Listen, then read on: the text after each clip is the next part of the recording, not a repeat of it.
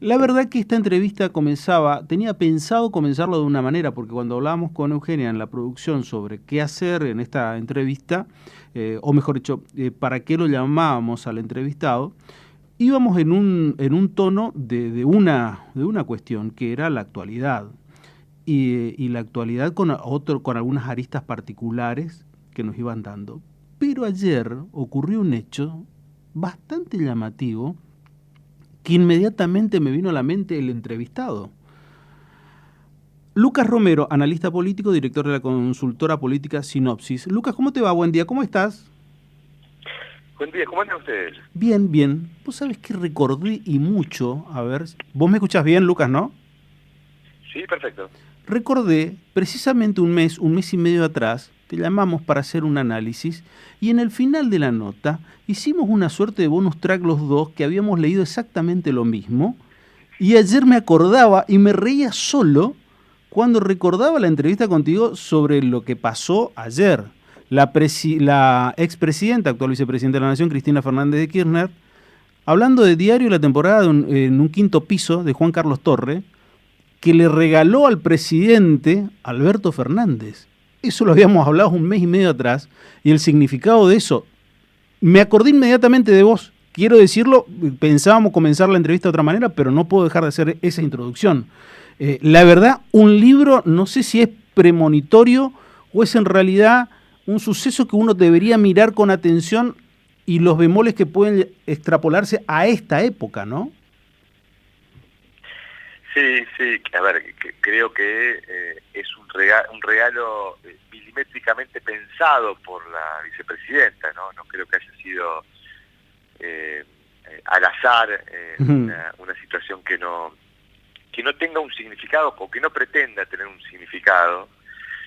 Y es curioso porque me parece que, digamos, si uno analiza toda esa locución, digamos, estábamos en presencia de una gran metáfora de Cristina Kirchner apelando a este libro de Juan Carlos Torre para insinuar que Alberto Fernández, y yo incluiría allí a Martín Guzmán, bueno, no están defendiendo los intereses de los argentinos como deberían defenderlos a la luz de la mirada de Cristina Kirchner, ¿no? Me parece que la crítica velada que esconde ese regalo y esa mención es precisamente esa. Ahora, es curioso porque también es un libro que cuenta, como bien vos lo estás insinuando en tu pregunta, cuenta la historia de un equipo económico que tuvo que acordar con el Fondo Monetario un programa económico y que fracasó. Y que en parte fracasó por las presiones internas que había también en ese entonces. Es decir, creo que la alegoría, la analogía completa también la deja la vicepresidenta en un lugar incómodo, si es que la vicepresidenta quería utilizar esa analogía para cuestionar a Alberto Fernández. Curioso también que se trata de un gobierno radical al que el propio presidente siempre ha manifestado tener, digamos, buenos sentimientos hacia la figura de Ricardo Alfonsín, hacia la figura de ese gobierno. Es decir, me parece que es una analogía que tiene muchos condimentos, pero claramente no fue un escenario o un episodio de distensión de la pelea entre Alberto Fernández y Cristina Kirchner, todo lo contrario, ¿no? Fue la manifestación, yo lo vi como la manifestación del acuerdo con el fondo expreso de ella. Es decir, este libro que te regalo significa yo no estoy de acuerdo con esto porque este es el camino que entramos a transitar. Así lo veo un poco como lo que hizo. No sé si vos estás estás de acuerdo o no con este pensamiento. Sí, sí, claro, por eso digo, me parece que la velada crítica que hay detrás de esa analogía es, digamos, en esta negociación con el fondo no se defendieron los intereses de los argentinos como deberían habérselo defendido. Ella plantea ahí particularmente una parte del libro en donde José Luis Machinea, en un viaje a Estados Unidos, recoge, digamos, una curiosa anécdota de Estados Unidos que se opone a la privatización de la industria siderúrgica en Argentina y lo pone como ejemplo de defensa de los intereses nacionales. Diciendo, bueno, se opone, ¿cómo se va a oponer si va a haber una industria siderúrgica más eficiente? Y el funcionario norteamericano le dice, bueno, pero sería más competitivo para nuestra industria siderúrgica. ella utiliza esa anécdota para graficar, digamos, que incluso Estados Unidos defiende sus intereses nacionales de esa manera. ¿Por qué no los puede defender Argentina? Bueno, creo que toda esa alegoría, digamos, está directamente dirigida, te diría, más que Alberto Fernández, al propio Martín Guzmán, que fue el negociador en este acuerdo, digamos, y es a quien Cristina está apuntando todas las responsabilidades respecto de lo que ya Máximo expresó en su carta, ¿no? Se negoció mal y se consiguieron malos resultados. Ahora, Lucas, en la presencia ahí en el Congreso, lo que fue este homenaje a los héroes de Malvinas, que en realidad en ese escenario fue que ella contó esta anécdota del regalo, teniendo en cuenta que ayer era el cumpleaños de Alberto Fernández, el presidente de la Nación, estaba la figura de Sergio Massa, quien hoy parece ser, no digo el cardenal Zamoré, pero es el hombre que está en el medio de los dos, digo, entre Cristina y Alberto, entre el presidente y la vicepresidente, quien está hilvanando la posibilidad de, no sé si de ser él el hombre del consenso o los posibles acuerdos. Sí, yo relativizaría la figura de Massa en esa escena ayer en términos de si eso significa algo. En todo caso, digamos, nos queda claro que para Massa, por lo menos esa fue la intención, la de tratar de significar que esa escena o esa foto significaba algo. Yo digo, me parece que acá, en esto, tanto Máximo como Cristina han sido muy claros. Ella ayer, incluso en una parte de su alocución, destaca la privatización de YPF, vinculado a la posibilidad de explotar Vaca Muerta, y que Vaca Muerta sea un recurso. Y creo que viene teniendo una posición muy explícita en algo que me parece que forma parte de la pelea de fondo en esta disputa entre Alberto y Cristina, que es si la unidad está por encima de la doctrina o de las políticas, o si las políticas son el insumo necesario para la unidad. En su discurso en el Estadio Único en diciembre del 2020, Cristina le dijo a Alberto Fernández en el escenario, momento complicado, salíamos, digamos, de la primera ola de la pandemia, había cierto optimismo en el gobierno, y Cristina, después de hacer una locución hablando de la pandemia, le dice a Alberto Fernández: ojo que no ganamos por la unidad, ganamos por los 12 años y medio de gobierno nacional y popular. Y en algún punto eso está presente en esta pelea, porque Máximo en su carta y también en sus expresiones posteriores y en el documento que se dio a conocer después del acuerdo con el fondo, también ponen el foco en eso, diciendo, bueno, acá lo que nos une tienen que ser las políticas. Y Cristina ayer algo de esto también mencionó con este ejemplo de YPF, es decir, digamos, para Cristina este ciclo del Frente de Todos es la continuidad de aquel proceso. Claro. Mientras que para Alberto Fernández esto era el inicio de algo nuevo. Por lo menos así lo presentó en la campaña electoral del 2019 y así logró juntar el 48,2% de los votos.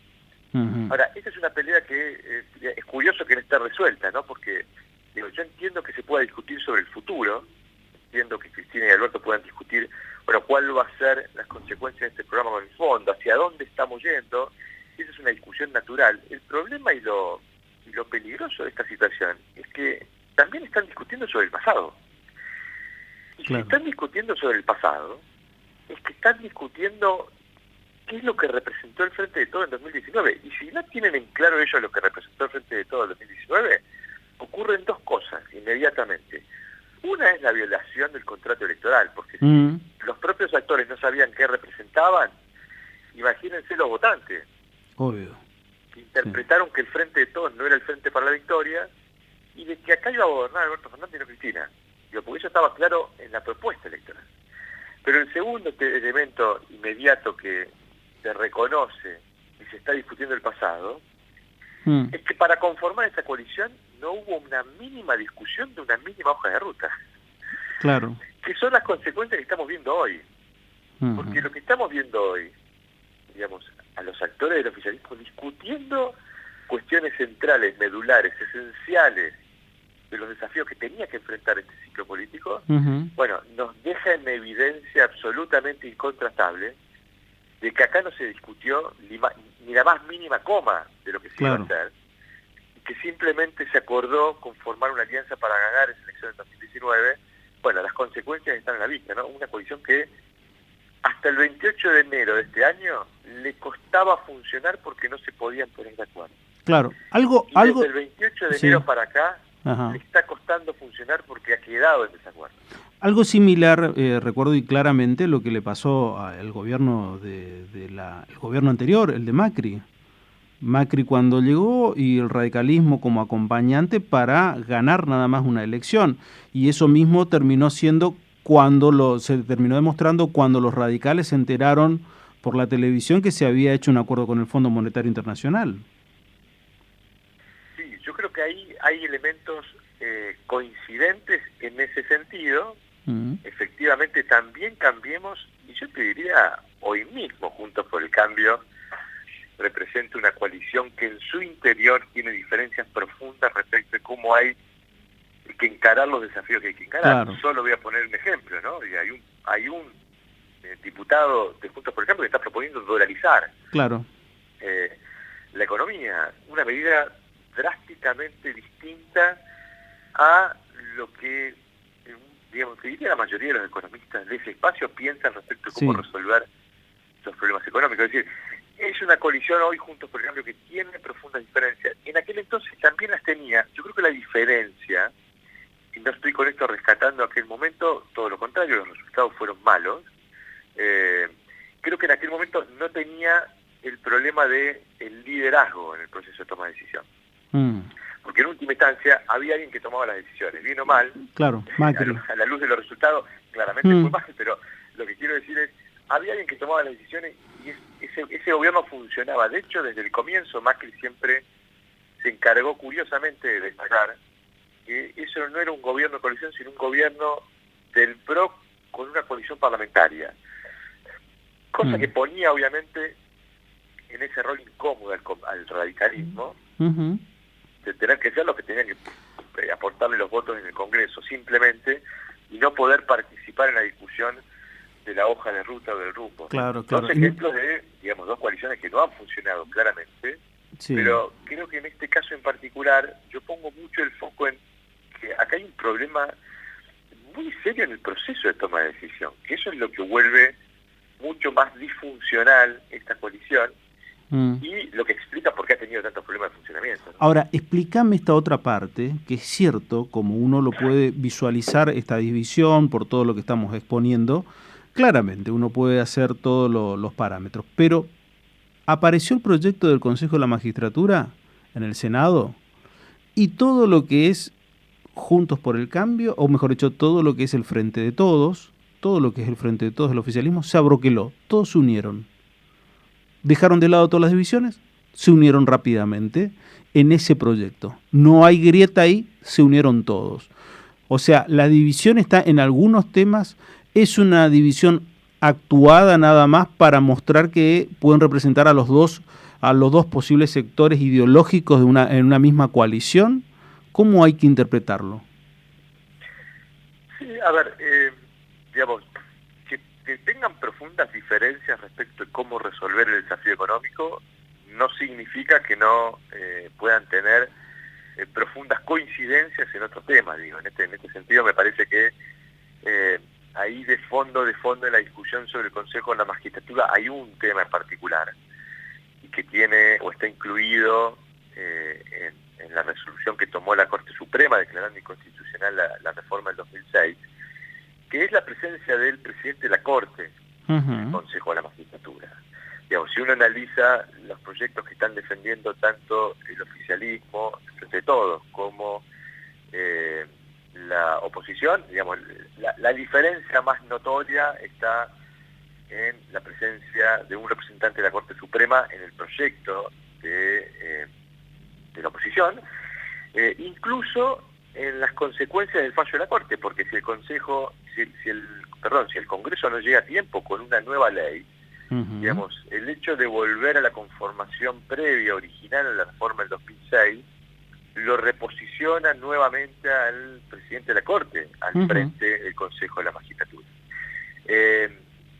Yo creo que ahí me parece que el proyecto que envió el oficialismo, que fue un proyecto que ya venía con cierto nivel de consenso dentro del oficialismo, porque en este caso es cierto, lo envía el Poder Ejecutivo, pero es un proyecto que el oficialismo discutió como consecuencia del fallo de la Corte, está, digamos, reuniendo este nivel de consenso sobre todo el oficialismo. Y por eso avanza sin dificultades, o sea, avanza dentro del oficialismo. Por suerte para los intereses de Alberto Fernández y de Cristina, lograron convencerlo a Alberto Bretilnec de apoyarlo. Allí el senador por Río Negro tenía una propuesta bastante curiosa, yo creo que va a tener dificultades de implementación, que es una suerte de regionalización de los procesos de selección y de enjuiciamiento de los jueces. Digamos, me cuesta pensar cómo van a resolverlo en términos concretos a la hora de implementar ese aspecto, pero en todo caso le concedieron al senador por Río Negro la posibilidad de incorporar ese elemento al proyecto y lograron, probablemente esta semana que comienza se va a aprobar el proyecto del Senado. No me queda claro que ese proyecto tenga los votos en diputado, con lo cual yo te diría que estamos encaminándonos a que en última instancia el presidente de la Corte retorne al Consejo de la Magistratura, porque pasado el plazo, y esto es a mediados de abril, debería volver a la forma original. No creo que las diferencias, insisto, en materia económica obligatoriamente trasladen la misma situación al resto de los planos, que tengan diferencias en todos los temas. Claramente en este no lo tienen, pero además yo te diría que la característica que hemos visto a lo largo de todo este ciclo es que en los temas judiciales la que domina el proceso de toma de decisión es Cristina Kirchner. Solo en un aspecto me parece que no hubo coincidencias, creo que ahí, que fue al comienzo del ciclo, que fue con el pliego de Daniel Rafecas, el hoy juez federal que intentó en algún momento ser el candidato a Procurador General de la Nación de Alberto Fernández, que no tuvo el aval del kirchnerismo y ese pliego durmió el sueño de los justos así en el Senado. Pero después en el resto me parece que ha habido dentro de la coalición una suerte de decisión de otorgarle a Cristina más predominancia en los temas judiciales, entendiendo que es el área de interés específica de la vicepresidenta como consecuencia de su situación judicial. No nos olvidemos, la ministra de Justicia original, muy cercana a Alberto Fernández, voló por los aires para poner allí a un diputado que hoy defiende, digamos, mucho más correctamente los intereses judiciales de Cristina en ese rol que lo que lo hacía Lozardo al comienzo. Claro, pero en política siempre manda la economía, o sea, todo muy lindo con tu reforma judicial, pero si no tenés la economía organizada, tu panorama para las próximas elecciones no es para nada positivo, ¿no? Sí, claramente es el factor que resuelve los procesos electorales en Argentina habitualmente, pero probablemente sea el que lo resuelva en 2023, porque viene la Argentina atravesando una crisis económica de gran magnitud, el malestar social es muy grande, la gente viene sufriendo este proceso económico desde mediados del 2018, y la verdad es que lo que registramos en nuestros estudios de opinión es que el pesimismo, digamos, no cede, ¿no? Pareciéramos estar enfrente de una sociedad, una opinión pública que no encuentra motivos y razones para ser optimistas, y creo que todo eso se va a ver expresado en el proceso electoral 2023, así que si el gobierno no encuentra el camino, el rumbo de la recuperación, un rumbo que convenza a la gente, creo que en este sentido le doy la razón a Cristina Kirchner. Las elecciones del 2023 están presentándose con muchas dificultades para el oficialismo, y partiendo de atrás, ¿no? Lógicamente porque venimos de una elección de medio término en donde la principal coalición opositora estuvo a unos pocos puntos de, con esos números, ganar en primera vuelta. Tal cual. Es así, y hablando de números y de cuestiones económicas, también me quedo con la carta de Cristina, fines del año pasado, al presidente de la Nación, donde remarca principalmente la cuestión económica y le indica claramente cuáles son los índices o los parámetros económicos, cosa que fueron determinantes para la elección anterior y seguramente serán para la próxima, ¿no? Sí, sí, ahí yo creo que ella, digamos, está queriendo que se produzcan cambios en el equipo económico. Me parece que, digamos, Alberto Fernández va a resistir la renuncia de Guzmán porque sería una afrenta a su liderazgo presidencial, ¿no? Digo, creo que es la figura que él ha decidido poner ahí y que ha conducido este proceso de renegociación con el fondo. Su renuncia sería el reconocimiento que el acuerdo con el fondo fue malo, y ahí es donde yo veo un callejón sin salida para esta crisis del oficialismo, ¿no? Porque Alberto Fernández no va a entregar la cabeza de Guzmán y da la sensación de que Cristina no va a recuperar la confianza del ministro, no solo por lo que logró en términos de la negociación, sino que, y esto, digamos, no quiero subestimar este segundo aspecto, que han mencionado tanto Cristina como Máximo.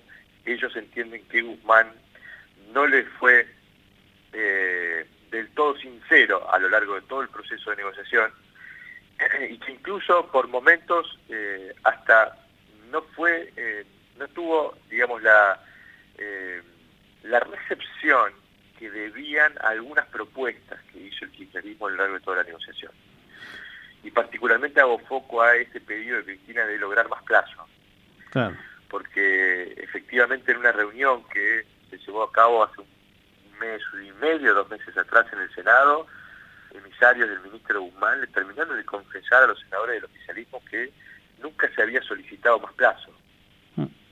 Y estas cosas son las que producen ese enojo que tiene Cristina con Guzmán, y motivo por el cual ella está pidiendo a Alberto Fernández su cabeza, ¿no? Un ministro que, para decirlo vulgarmente, a la luz de cómo lo ve Cristina, les mintió.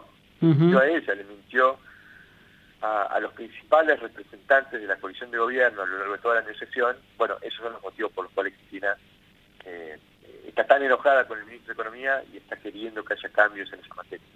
Lucas Romero, te agradezco mucho estos minutos. Gracias, muy amable. No, por favor, es un placer. Un abrazo grande a todos. Otro igualmente. Lucas Romero, el titular de Sinopsis, haciendo el análisis de lo que ha dejado los últimos días en cuestiones políticas a nivel nacional.